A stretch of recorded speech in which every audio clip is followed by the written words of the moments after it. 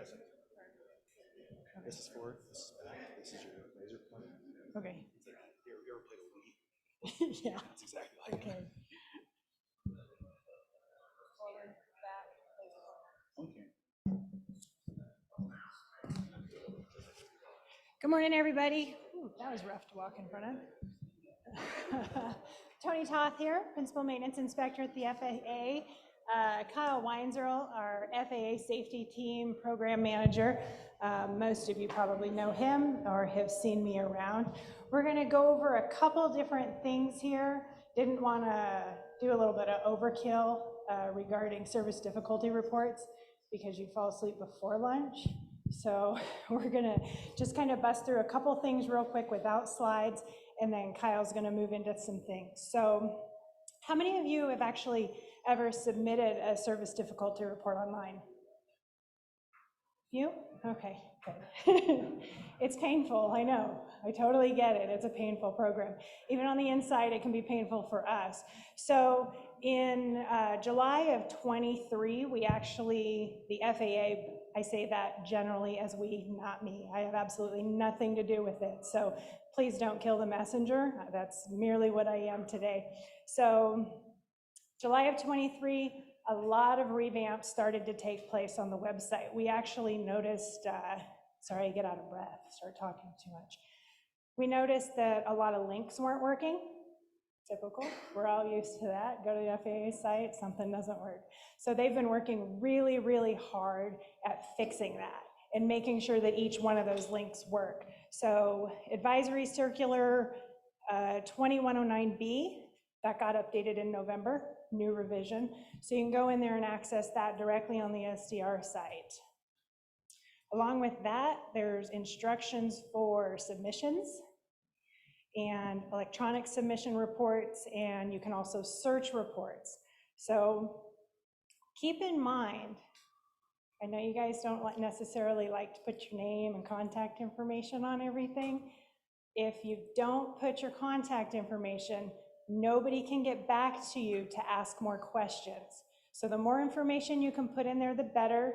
Don't be afraid to put in your name and contact information. This isn't something to come back on you. This is literally something for us to come back and ask questions about what you're seeing in the field, okay? So again, if we don't have your contact information, we can't go any further with it based on anything other than what you've put in the report. So there's the regulatory requirements. There's also the requirements, no requirements for you as far as if you see something, say something. We hear it all the time in so many different things. And we actually kind of made a small joke about that, but it's true. If you see something when you're working on one of the planes, say something. Let us know. We don't know there's a problem unless you tell us. You guys are the first step for that, okay? You also have, so you can create your malfunction reports. You can go back and review malfunction reports. Unfortunately, at this time, you cannot put photos directly attached to that malfunction report, but there is an email address in there under the frequently asked questions where you can submit those. Unfortunately, it's an extra step, but please, if you have the opportunity to take some photos of those parts that are malfunctioning, you see something, why am I replacing this constantly? Think about the SDR in that regard, and that you need to let us know so we can look into it, okay? There's a quick reference guide. There's instructions for submitting the reports. There's a place for you to provide feedback. I don't like this. This isn't working. Every time I try to do this, it doesn't work.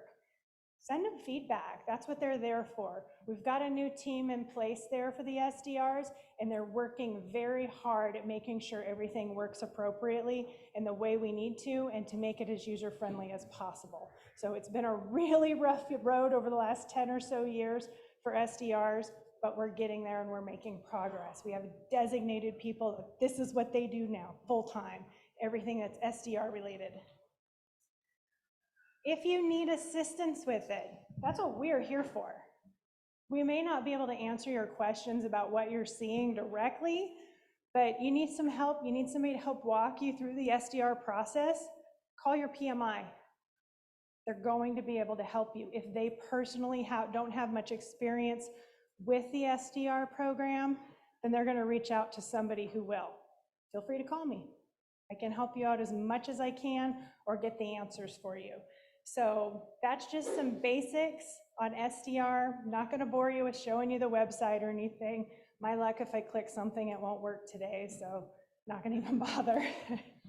But Kyle's going to go through some different situations. Did we do an SDR report? Did we find out about this malfunction because of an SDR report? And or should an SDR report have come from some of these situations where aviation accidents occurred due to maintenance? So, and after he speaks, if we have a little extra time, I'll fill you in on some of the updates to the 14 CFR regulations and our guidance for IA renewals for next year. Okay? Thank you. So how many new IAs do we have in the room? 6 months or less? Okay. And you volunteered for later, buddy. So what I've been seeing is there seems to be a misunderstanding on some of the IA requirements for renewing your IA. And you gonna explain it, Cliff? Okay. So if you've held your certificate, or the certificates last for 2 years, for example, for Cliff. So it expires every odd year. So your certificate is good till the end of March 31, 2025. But if you've held your certificate like Cliff has for numerous years, there's certain activities you have to meet for year 1 requirements and year 2 requirements.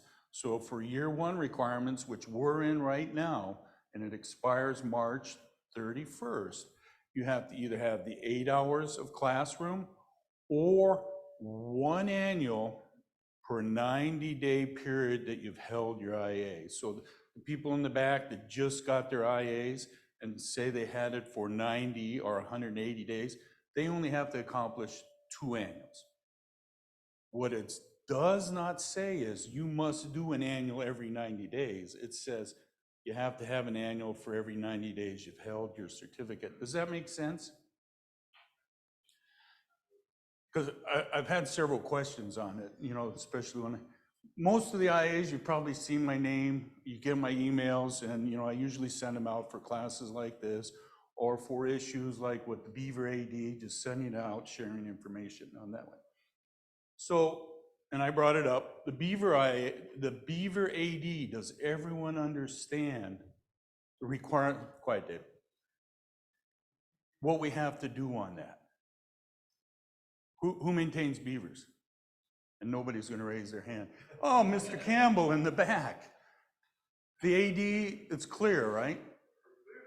Okay. Okay. So it's not a recurring AD. You sign it off once you implement the maintenance program. Does that make sense? Because that's where some of the questions have been coming up. You know, do I sign it off once I implement it, or is it recurring? You sign the AD off once you've implemented the program. What is the AD? What's the AD you're referring to? You don't have beavers, Woody, so you wouldn't know. Beavers are otters. Are you talking about the same AD for the otters? Yes. Okay. Corrosion control program is basically what it is. And certain items in there have time periods. You know, I think the bird cage was, what is it, 5 years, Dave? So every 5 years you have to do certain items. Some years are every year. Some items are every year. It's broken down in the manual. Does that take care of you, Woody? You're buying a beaver then, or an otter, right? No, okay. Any questions on that? So all the IAs are assigned an FAA inspector. Does everyone know that one? And if you don't know who your FAA assigned inspector, the young lady back in the corner there that's looking bored right now, go ask her. She'll tell you who your inspector is, because for one, if you're submitting field approvals, and we're going down to field approval later in the day, that's a point of contact. If you have questions, That's also a point of contact where you can reach out to the FAA person. Yes, sir. So if you're the director of maintenance for an operator, and you have an IA assigned to you as an IA, and then you have a different inspector assigned to you, 135, is there different times you should contact one guy or the other? So, and there's several people in here that are DOMs, and they're assigned a certificate management team. So when you're maintaining your 135 airplanes and stuff, you're going to be reaching out to your CMT. Now, on the side, if you have a Cub or something and you're doing it, you know, on the GA side, then you would reach. Okay. I don't like them. But on the side, if you're doing like working a field approval or a question, you can contact your assigned inspector, point of contact for it. Are we good on that one? So who doesn't know who their FAA person is? Go see Rhonda if you're.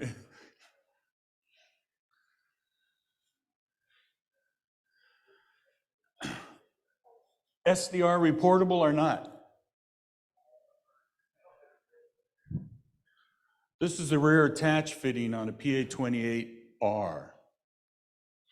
And originally the PA-28s, the AD came out, it did not include the retractable gear airplanes. Is that correct, Dave?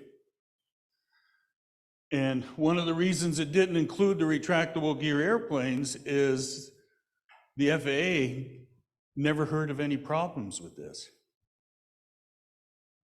And we found out about this on a social media post where the young man was going to go fly the airplane, doing a pre-flight, he wiggled the wings, and guess what? The wing moved. Surprisingly, right? So we went and looked at this, and we shared this information with Dave's group, and they included the PA-28R on the AD.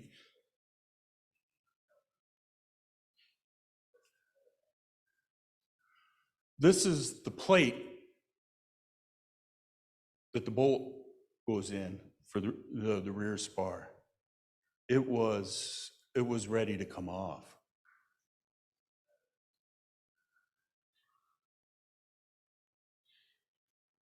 So, you know, we've seen in the past some people go, you know, we submit an SDR, it goes nowhere.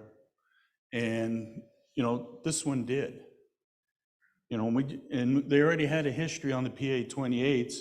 This one, you know, showed that the Rs are also having issues.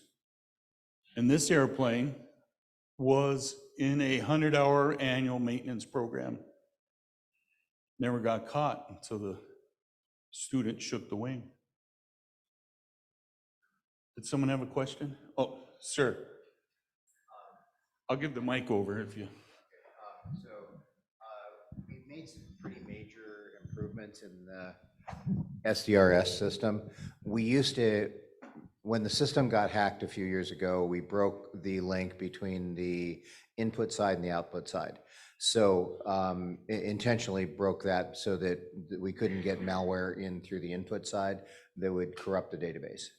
So we now have a person, I think their name is Paul, I'm not absolutely, anyway, he basically takes, he and a couple of people that may occasionally, when he wants to do something like take a day off,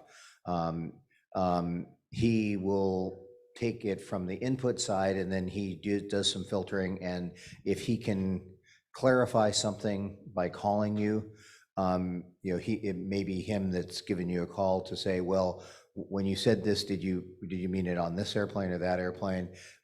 He corrects spelling mistakes and he adds the JAS code so so that the search engines start to work. All that stuff happens on the back end side. That used to be about a 9-month turn time, but we've gotten it down to less than a day now in some cases. So the system is getting a lot better. We use this SDRS data a lot when we're trying to make these kinds of decisions to help understand what's going on in the fleet. Fleet hour data is really, really helpful to us. and try and get as much information that will help us make a good balanced decision as you can in the SDRS stuff. And if you can include your information for contact, that's really very helpful. Yes, Lou. Maybe this is a question for David to answer. I was curious about our special airworthiness bulletins that we're getting now, and I know these reports. What's the threshold for you to issue one? For an SAIB or for an AD? No, for an SAIB, because we're kind of in between. If you get a lot of service difficulty reports, then you're launched into the AD process. So, Here, Dave. Just in case anybody on the video audience didn't, the question is, what is our threshold for SAIBs? So when we write a threshold for ADs first, and for small airplanes, the individual risk threshold is a fatal accident every basically 100,000 flight hours is our AD threshold. Now, things below that, then we evaluate them on a case-by-case basis. First is, if it's really close to that AD threshold, then we're likely to write an SAIB. So if it's instead of every 100,000, if let's say it's 120,000, we don't think it's going to be quite that bad, then we would tend to lean more towards an SAIB. If it's a maintenance related issue, we're more likely to try and push it to the end to an SAIB as opposed to an AD. We don't have a numerical threshold for the bottom end of where it's just, we're not going to do anything. That's a little bit of a dotted line there, and it's much more of a case-by-case basis. If the SAIB is going to help solve the problem, then we're more likely to try and do that. There's a little bit of workload determination in there too, because the ADs take priority, and of course emergency ADs take priority over regular ADs. And so if it's an SAIB issue, we may or may not have the staff to write it up. But they're typically not as difficult to do.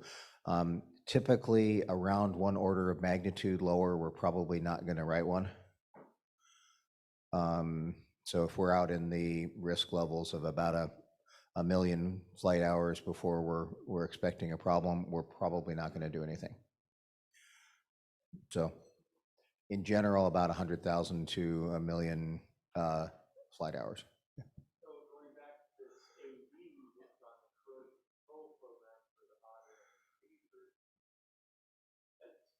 What you just described, that sounds more like it should have been an SAIB than an AD. How do you make that determination?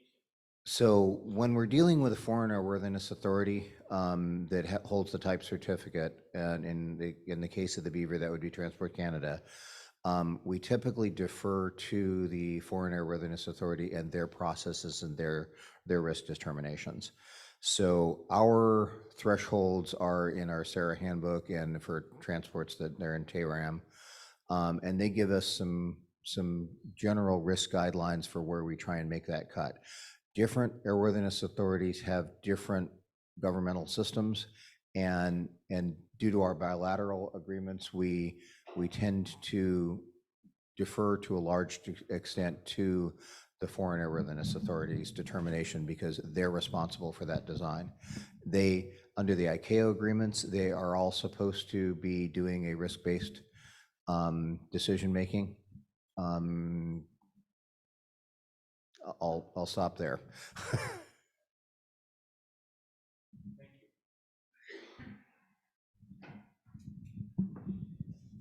Any other questions on that?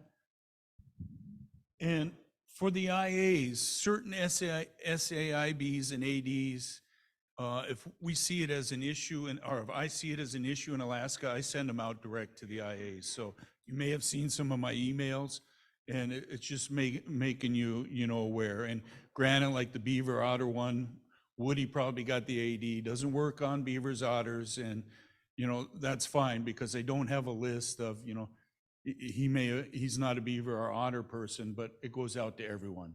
And it's just sharing information, because you may at one day end up, working on a beaver or an otter or anything that has the SAIBs.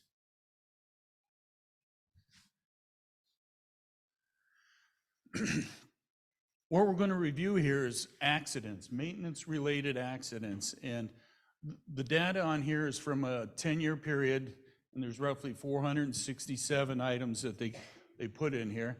One of the biggest ones, top of the list, is inspection, general landing gear, propeller rotor, engines, and it goes down the list. Cylinders. Has anyone seen cylinder issues where they were installed incorrectly?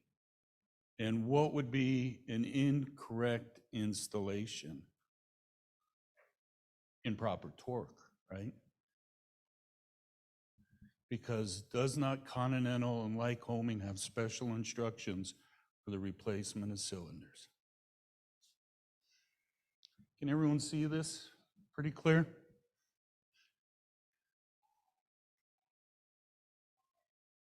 The middle one's the pointer, right? What's wrong with the surface here on that? It's not smooth anymore. It's been moving and shifting. The bearing, where the bearing sits. This is supposed to be a little tab in there, and it's getting bigger and bigger and bigger. And what happens when it gets too big? The bearing spins. And then we end up usually with a catastrophic engine failure. As you can see in the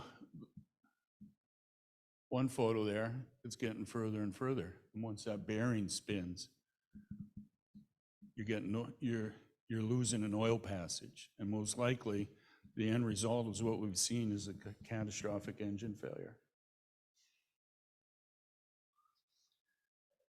And some of the things we've seen when the cases are moving, you'll see engines that are a bunch of goop and sealant on the flanges and stuff.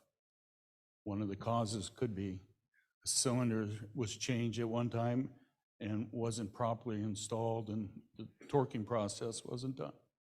Any questions?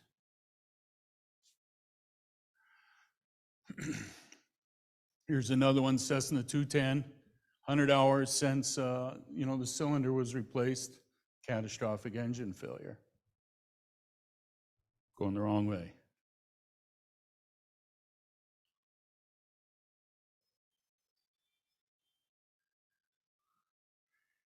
Here they're listing engine failures, and they're breaking it down. The biggest items is what they're categorizing, and this is nationwide, not just Alaska, and we have seen it in Alaska. Cylinder torque.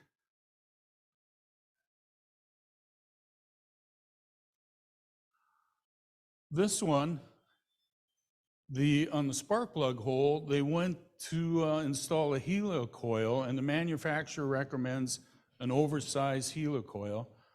They put the original size in. Well, the hole was worn out in the cylinder to begin with, and the end result was an accident because the spark plug popped out.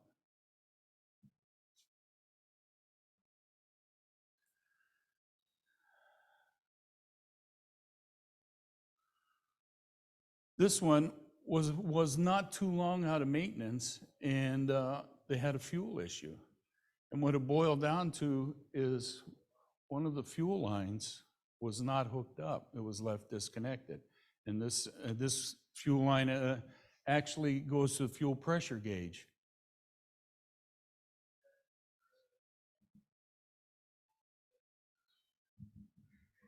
Where's their IT guy?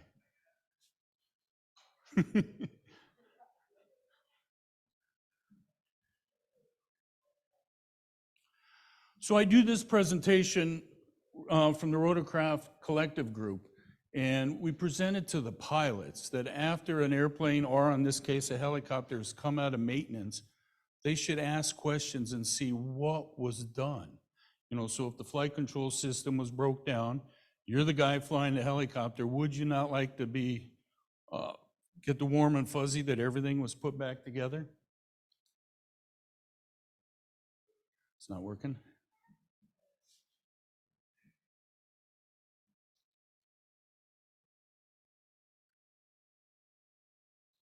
All right, we can go on with the picture one here.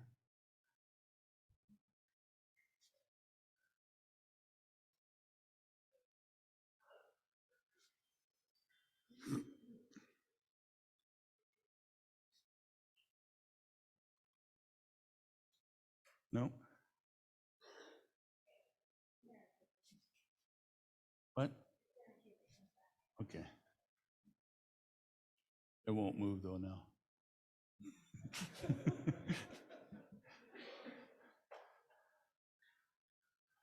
Where's our IT guy? We're trying, oh, here it is. Maybe.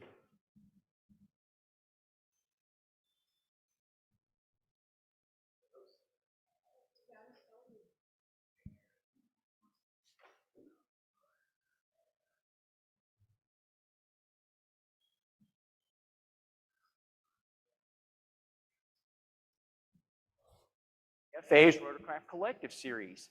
We've been taught from day one that a safe flight is preceded by a comprehensive pre-flight inspection. Do you know where to concentrate your efforts on a pre-flight after maintenance? Let's cover a few good practices for your next pre-flight, stressing after maintenance items.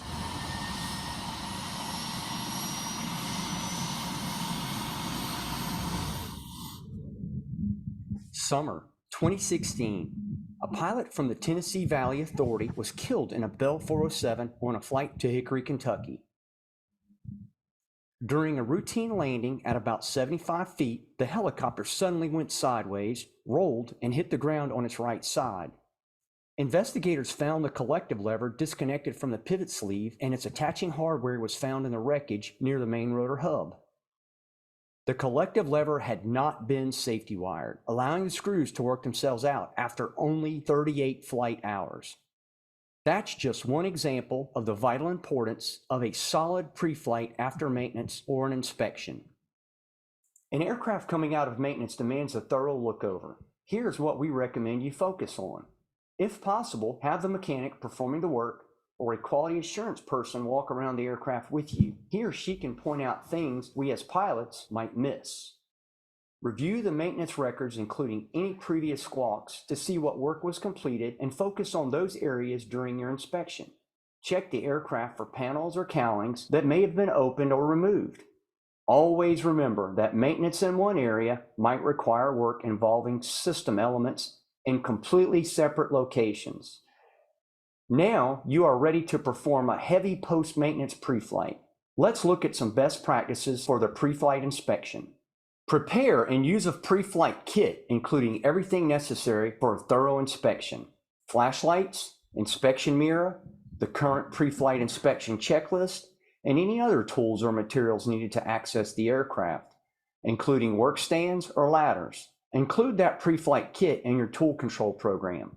Perform the pre-flight with the cowlings removed so you can look at the flight controls, transmission, or other work areas that would otherwise be inaccessible.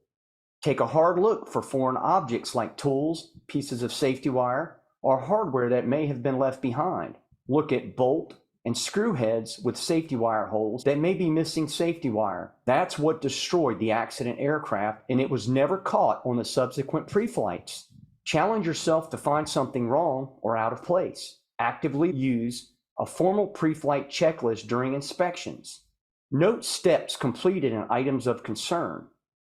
Do you check the following on your heavy post-maintenance pre-flight? The areas where maintenance was done. Filter bowl security. Filter bypass indicator extension. Missing cotter pins or safety wire.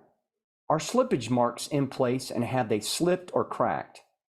Are the oil level viewing plates stained, making it look like there's oil when there really isn't any? How do the elastomeric or greasable bearings look on the main and tail rotors? How do the hanger bearings and flex plate beveled washers and hardware look? All tie downs, covers, locking devices, and ground handling equipment must be removed and securely stowed. Perform a final pre-start rotor check by visually confirming that the main and tail rotors are untied and all panels and cargo are secured. Perform an operational check and take one last look for leaks before you commit to the flight. It's vital to devote additional time so you can detect those subtle mistakes, like improperly installed hardware or missing safety wire. If there's any doubt about the airworthiness issue, check with your mechanic, because once you pull collective, you are committed. For the FAA safety team and the U.S. helicopter safety team, I'm James Dangerfield. This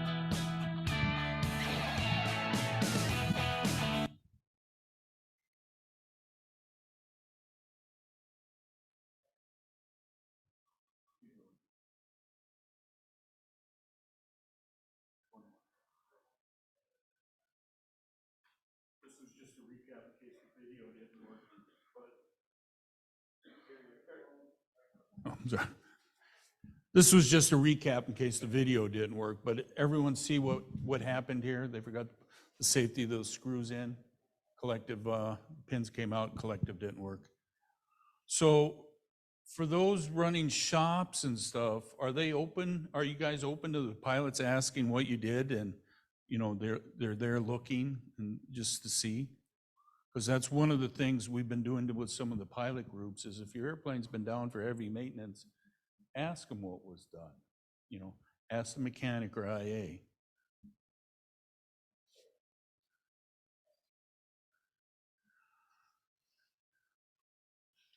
This is another helicopter one. The previous video, even though it referenced helicopters, is applicable to airplanes. It's applicable to anything. And one of the things the FAA does is we're doing stuff on social media. So the Rotorcraft Collective Group, it's on YouTube. There's another one called 57 Seconds that, you know, less than a minute, it gives you a briefing on different things. And some of them are maintenance related, some are addressed to the pilots. And how many pilot mechanics do we have in the house? So quite a few. This one, the reference, they did work on a helicopter, and you know, the entry says it sounds like, you know, based on the sign-offs, you know, they made reference to everything they did, that it was a first-class shop. What they found in the accident was this B-nut was not on, it came loose. So they believe it was either never put back on after maintenance because there was maintenance done there, or it was not tightened.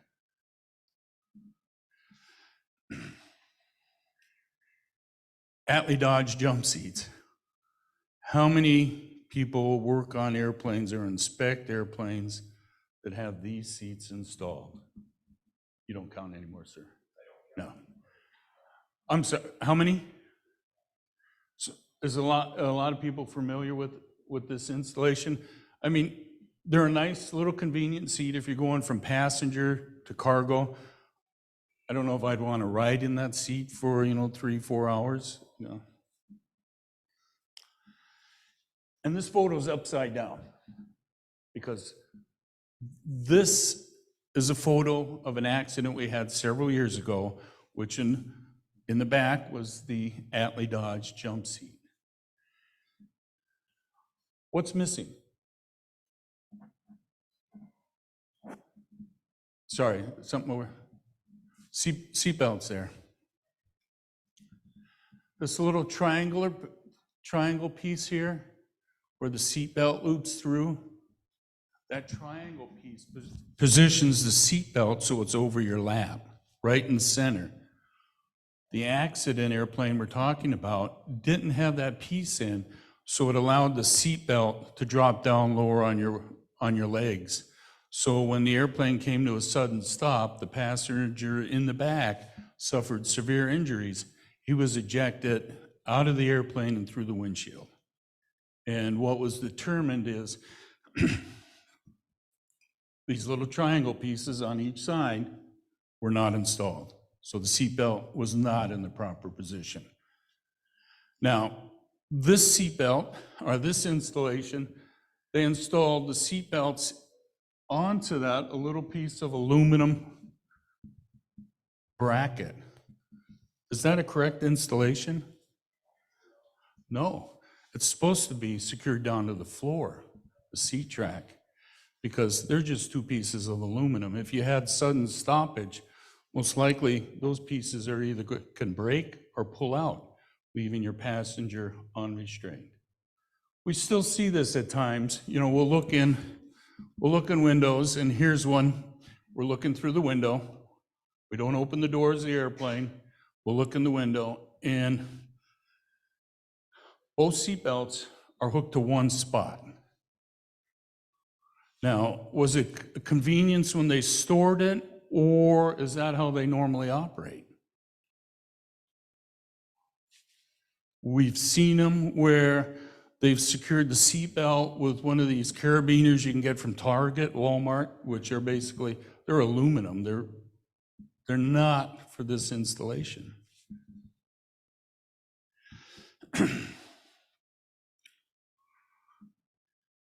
Here's another one we see. And we spent some time walking around Lake Hood and the other airports looking at these. And did we come up with an SAB on this one at first, Dave? And originally, Atlee supplied those little triangle pieces at the time. I think they were free. Now, you know, it's been so long, you're going to have to buy them. Any questions on these seats? So, as an IA, how do I know if this seat installation is installed correctly?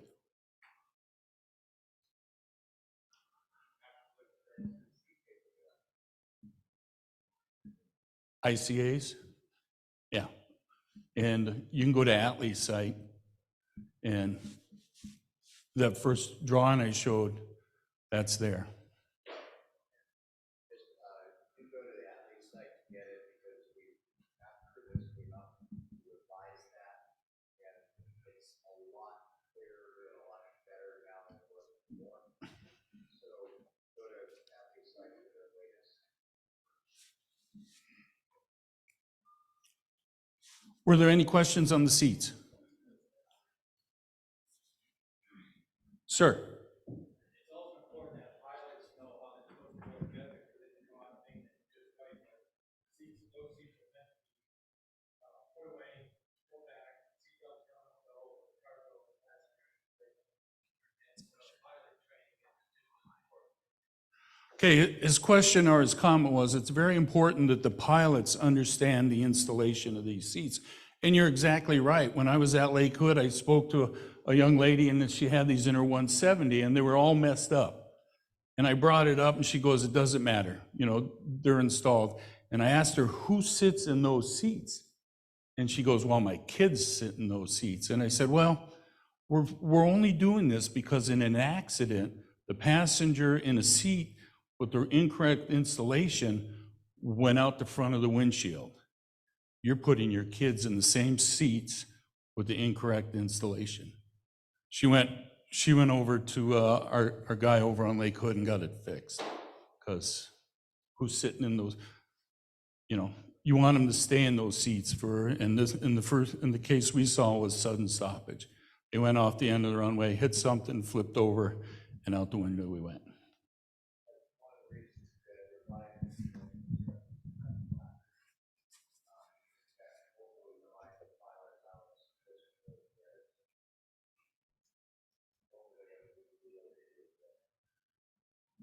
So if someone brings one of these airplanes into your shop, you know, it might benefit you, the IA or the mechanic, explain the markings, because these seat tracks have marks on them, and explain the whole installation to them so they understand, because they may have bought the airplane and they're already in there. It may have the wrong hardware attaching things or anything like that. Any other comments? Oh, sir.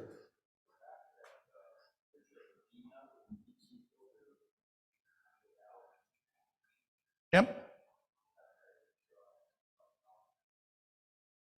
That one.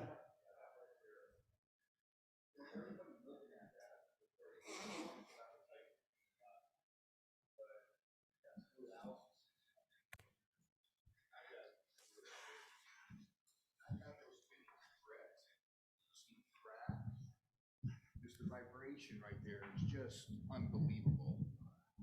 And what happens with them is that the compressor gets eroded, creates a vibration, the 2.5 bearing and the accessory gearbox might begin to fret. And right there in that plane of the accessory gearbox is a high freak. And you'll start seeing black stuff coming out of those B-nuts. I've seen the fittings inside the accessory case keep backing off. And when I was younger, man, I'd be out there tightening them just like that, not thinking why they're coming loose. But when you're in that area of that little Allison, you'll see those air transfer tubes turn black, and you'll be tightening them and checking them, and you swear it's good. I've had an air compressor or the intake compressor vibrations only pick up at a certain RPM. I've sent them to overhaul shops and they said, yeah, it tested good, but it was improperly balanced. So it would only balance and not vibrate at a certain time. So whenever you pull these things apart, when you're doing a ground run, go back there and you stick your fingers on them filters, on the compressor, on the accessory gearbox, on the air transfer tubes, and sit there and run it at different power settings. Put a screwdriver tip on it. You'll feel vibrations you never felt. And when you're satisfied with that, you turn it loose and the thing will fly. And then you'll have less problems, but that will happen all the time. So heads up on Allison C20Bs, man. They're notorious for it. Thank you. So one of these things during IA seminars, if you have comments and firsthand knowledge, please speak up, because that's how the rest of us learn and get our information.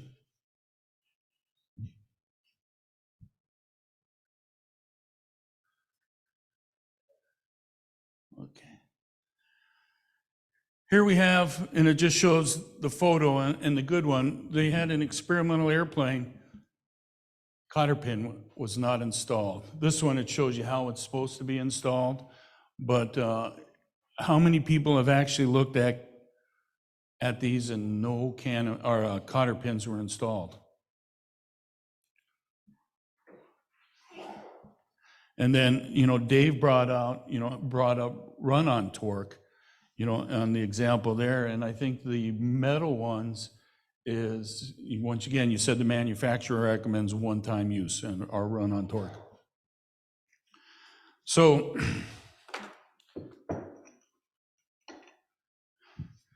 these are off an IO 540, brand new. The original connecting rods had 6-point nut on. The gentleman working on this airplane had a cylinder off, and he thought the side play was too much on the connecting rod, so he got 2 new ones, and they have 12-point nuts on. He looked at the torque in the manual, and it referenced torque for the 6-point nut, where Lycoming has a service letter or service instructions. This is the torque for a 12-point nut, and it's a lot higher than the 6-point. The nuts came off. We found them. They look brand new, and they have great run-on torque. Found them in the bottom of the oil pan after the engine suffered a catastrophic engine failure. Fortunately for the airplane, he was on floats, was able to land on the water. Nobody got hurt. This is the one side. This is its opposite, because when he saw one, he thought one side was worn too much. He figured he's got to replace both sides.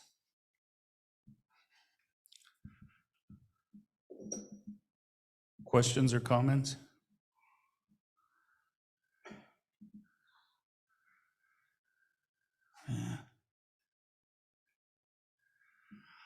This one just shows Nico press. He used the wrong tool to swedge it, pulled right out.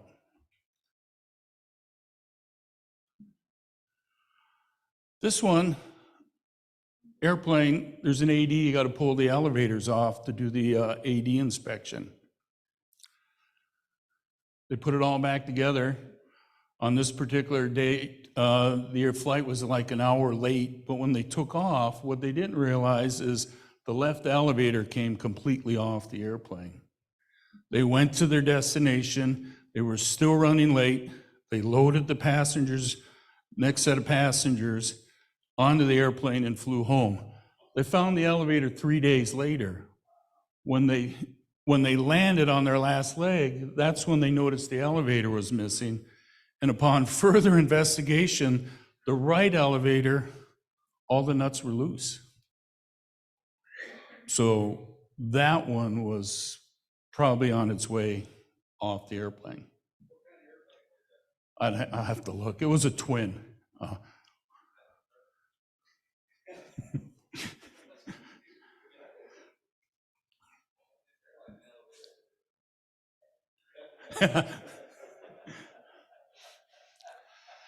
Here it shows the fuel selector.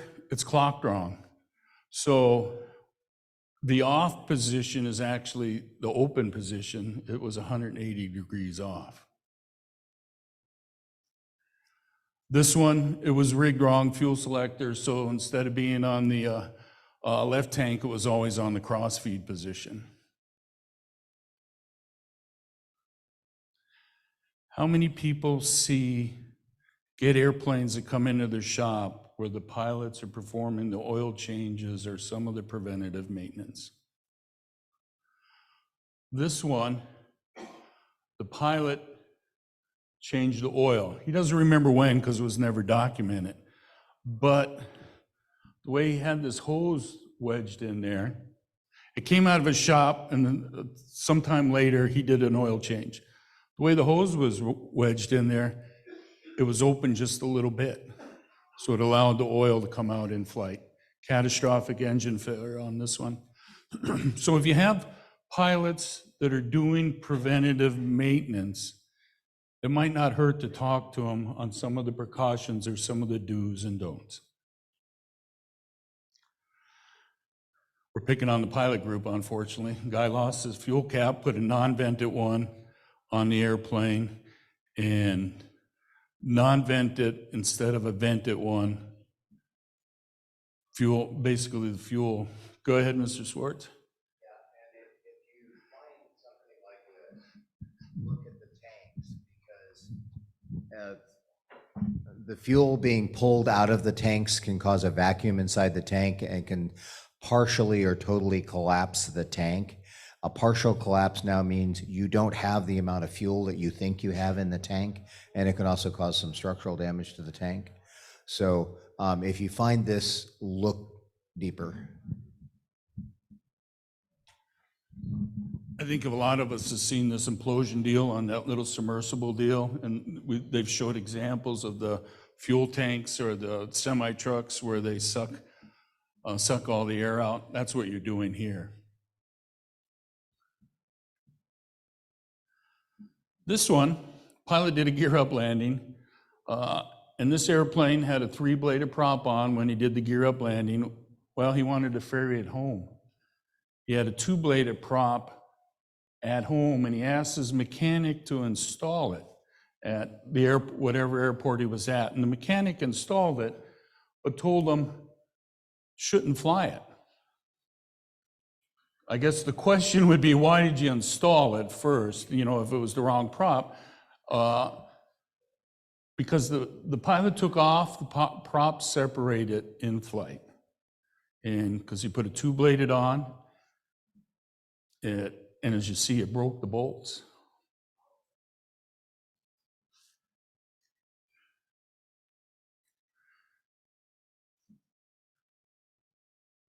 Gascolators. Has anyone ever seen this? No?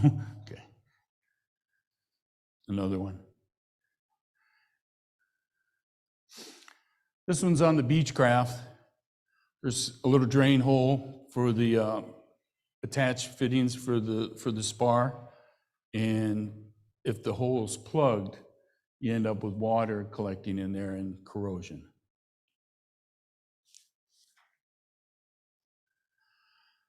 Here's a picture of cotter pin missing. So for a Piper Cub, you fly the airplane from the front seat or the back seat? J3, back seat. You see the bend here?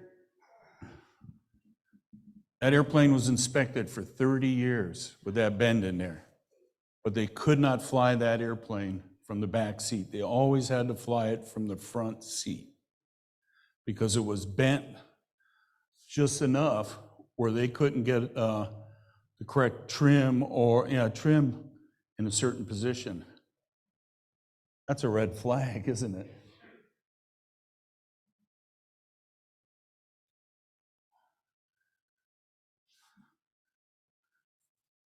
Poor safety wire techniques.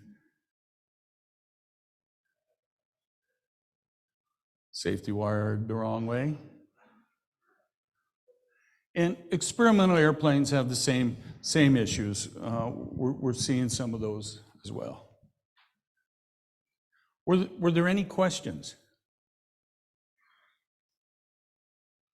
Cliff, got a question since you spoke up earlier? I think I'm okay today, but thanks for asking. Okay, so one thing the FAST team does do is we recognize individuals that have held their either pilot or mechanic certificates for 50 years. Apart from Cliff, do we have anybody else in here that's been there? Have we done anything for you, sir? You Charles Taylor, and you? Okay, people that hold both, there's less than 1,000 people that have received both the Charles Taylor and Master Pilot Award.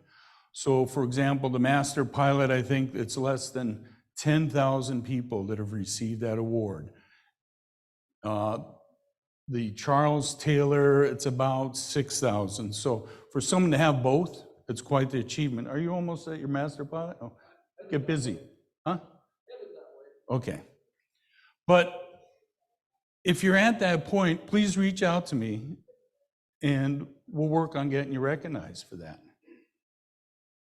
Questions on that or any comments? Sir. Oh.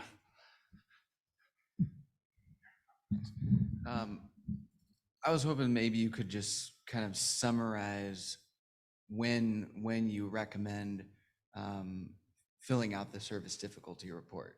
Because, you know, you're not going to do it every time you find a squawk, every time you find a bolt loose in a hole or something like that, you know.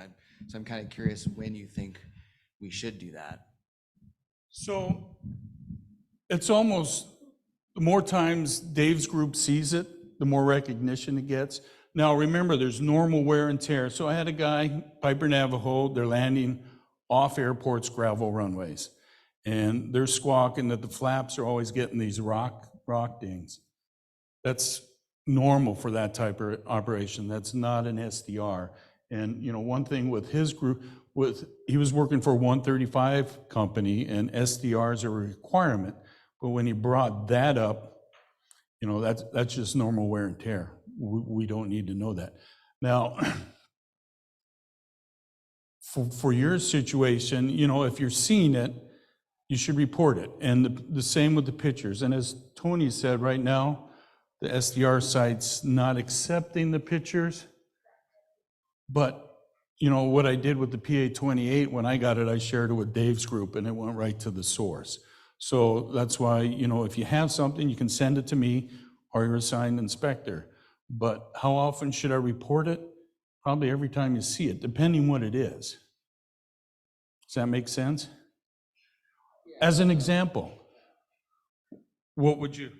Well, I mean, some of the things that you, like, are they things that you're seeing something that's improperly installed and you think that, well, maybe other people are doing this and you think it's something that could be tripping people up? You want to make sure that you guys are aware of it, or something totally abnormal? I mean, because normal wear and tear, some things can be normal wear and tear, but maybe it's happening faster than it should be happening and we should be doing something about it. I don't know. It just seems really blurry. Yeah, and if you believe it's happening faster than it should, I would report it, reach out, because, hang on, I'll give you the mic. You should come up front, Dave. Maybe not, sorry.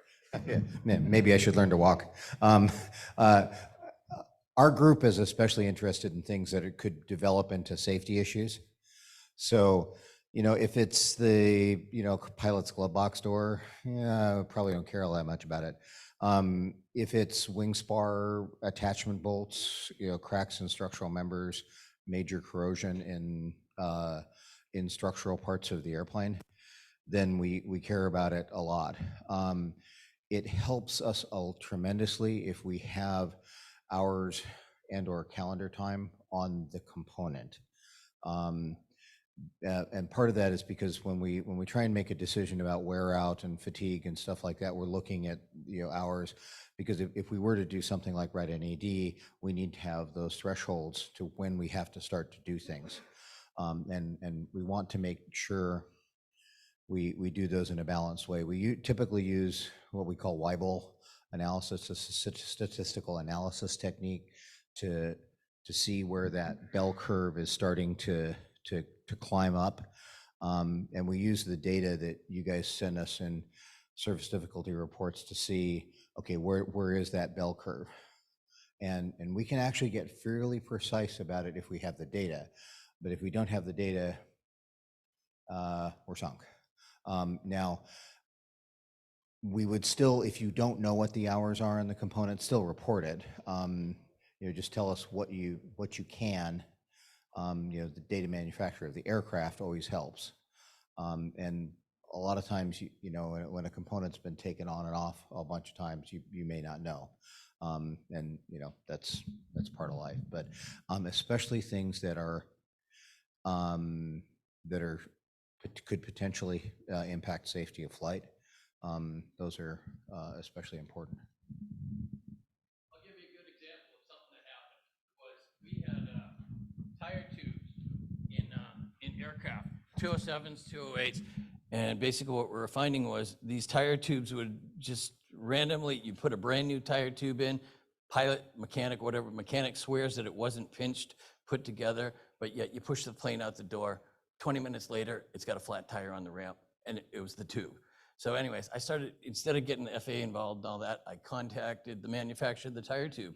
I said, hey, what's going on? We keep putting these things in and we keep having these tire tubes go flat.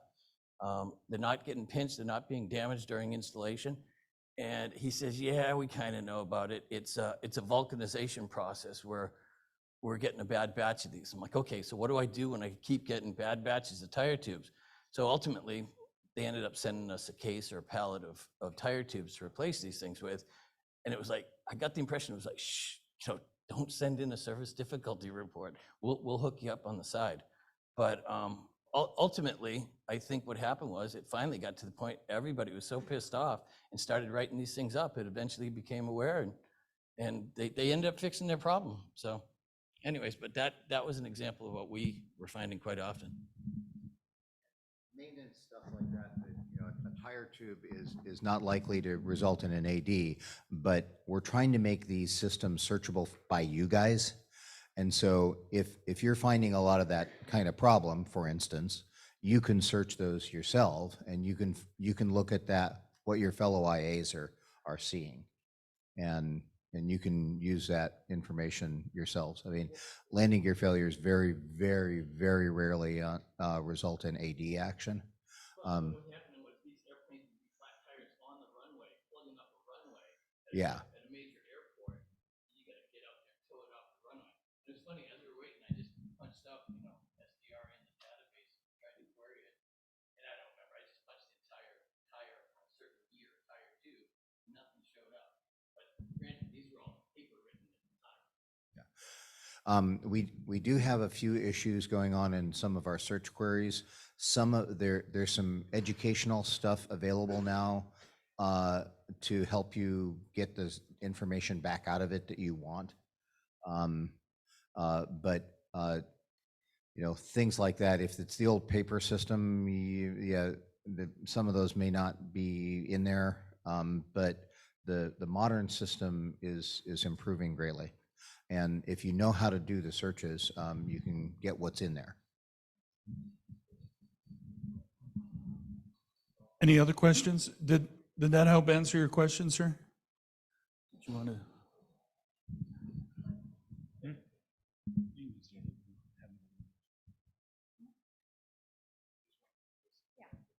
We're going to finish this up real quick.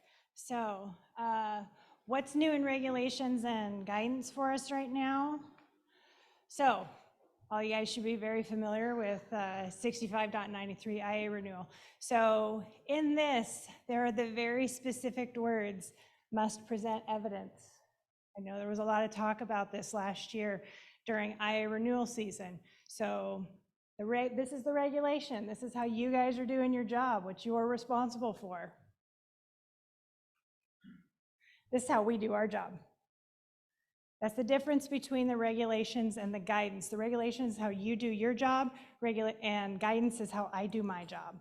Okay, so in accordance with 65.93, must show evidence. So there's been, like I said, a lot of back and forth with this. So big recommendation here, keep a logbook. If you guys are doing your maintenance to validate your IA renewals each year, just make yourself a quick spreadsheet.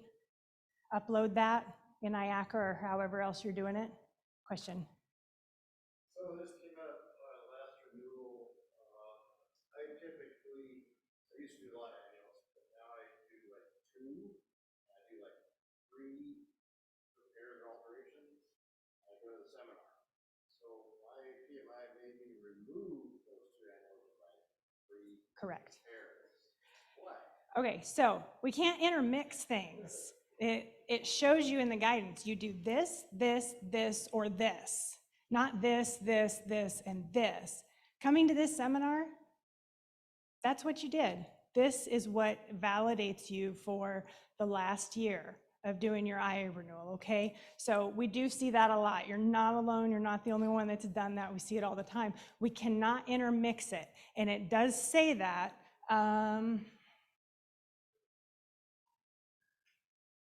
Here we go. Cannot be intermixed. It's right there. We just can't do it. So if you're not meeting all the requirements while you're maintaining aircraft and you're coming to this is it. This is all we need. Just make it simple. There's nothing wrong with doing a bunch of maintenance on the side and using this as your renewal, okay? So don't fret about it. You can have, as you described, you can put it on the application, but make sure, it shows that you've met at least one of the requirements, 8 hour. Oh, I did. Yeah.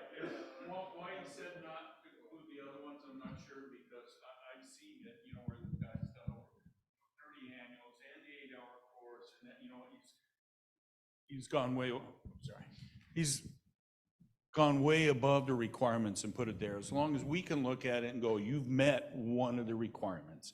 So like in your case, if it says, I did the 8-hour course, we're good with just that. If you want to add the others, that's fine. But we need to be able to see, and it's clear that you've met at least one of those activities. Yeah, I'm not sure why they went down that road. The form is asking you how many Yep. annuals you do, and you're saying where it asks you how many annuals you did, you still put 0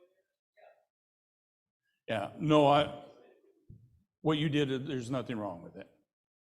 And if later you want to tell me who it was, I'll go, I can talk to him. That's fine. Because, some of the things we've seen on this, and I had a question last week, well, I did 2 annuals, X amount of major repairs and alterations, why can't I combine them? Because, it says it right in the reg, one of the following, not a combination of it. So that might be part of the reason, I'm not sure, but like I said, let me know and I could talk to him. And you will. We actually do have a big powwow before IA renewal season, and we do talk about what your guys' concerns are that you're bringing forth to us through this process. IACRA has been chaos for the last few years of everybody trying to get the feel for it, but we're working out those kinks and making sure that all the inspectors are well trained to answer all your questions and help you understand the program in itself. So, okay, do not shoot the messenger on this one. IA renewals, the renewal letters, and your IA card, your 8310-5. So over the last couple of years, as we've done them through COVID, we submitted the letters, we signed your IA card if you were there. If, say, for instance, we were doing IA cards today, we would be giving you a letter too. I'm sorry. It's what they told us to do. So that's as of now. This was just revised 2 months ago. So it could change in the next year. We might get lucky with that. But what you're going to have to do is you're going to have to keep that IA letter with your card. Whether or not you got your card signed, that letter is your renewal. So you can keep it on an electronic device. You don't have to carry that 8.5 by 11 sheet of paper with you everywhere you go to do maintenance. Take a picture of it, keep it on your phone, hit it as favorites, you're good to go. Anybody comes up, they want to do some validation on you, yep, here it is, I've got it, we're good. Yes? Loud.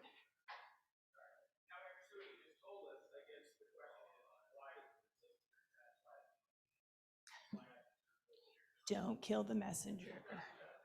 We're asking that question as well, and we are trying to get some more validation on that or clarification on that. So it's a sore subject inside and out. I apologize for that. I knew this would hit a little bit hard. It's a bit of a pill, but we're working towards making an improvement. And I know that Kyle and I have both been able to give some input to the powers that be, and there will be more input given on this subject. Okay, certifying an airman. I know you guys are all IAs, but do any of you actually have any helpers or apprentices working under you, sons or daughters that are trying to get their A&P? Couple? Good, cool. Okay, so with that being said, we as inspectors, we need to receive documented practical experience. We need to see this laid out. Best way to do this is through a logbook. Through civil experience, again, it says must have verifiable experience listed in 50% of the subject areas. This changed last year for us. They revamped everything on how we sign off for an A&P to be endorsed to take their test.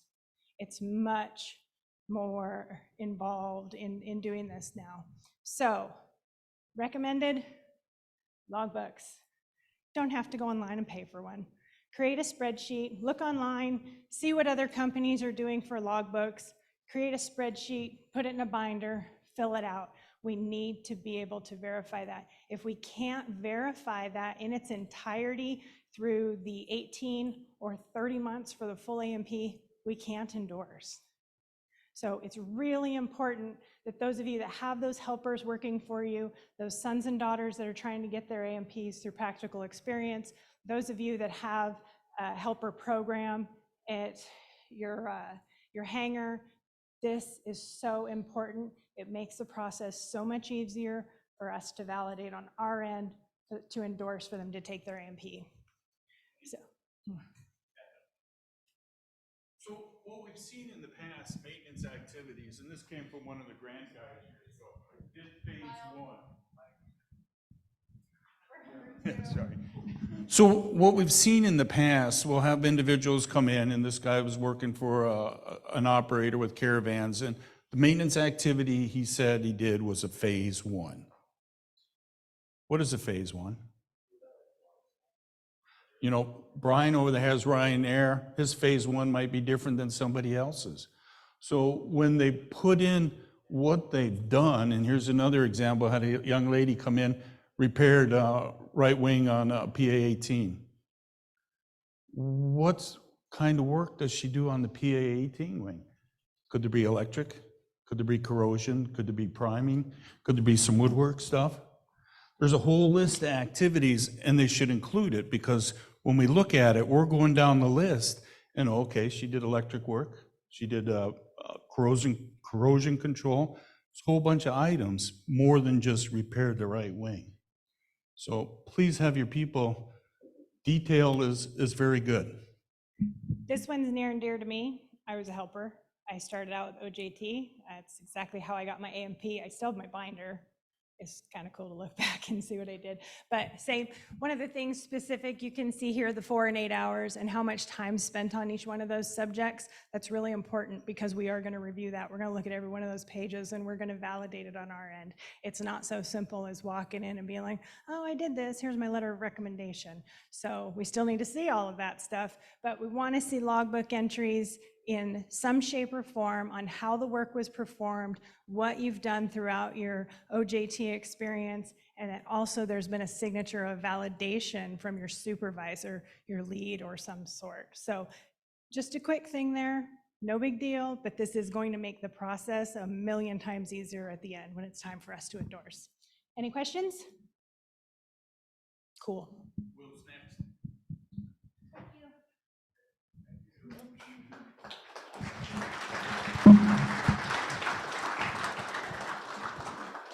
Okay, everybody, it's lunchtime. Straight outside on the right-hand side, you will see boxes of sandwiches. Those are for you guys. Please enjoy them. We'll meet back here at 1 o'clock, resume the session.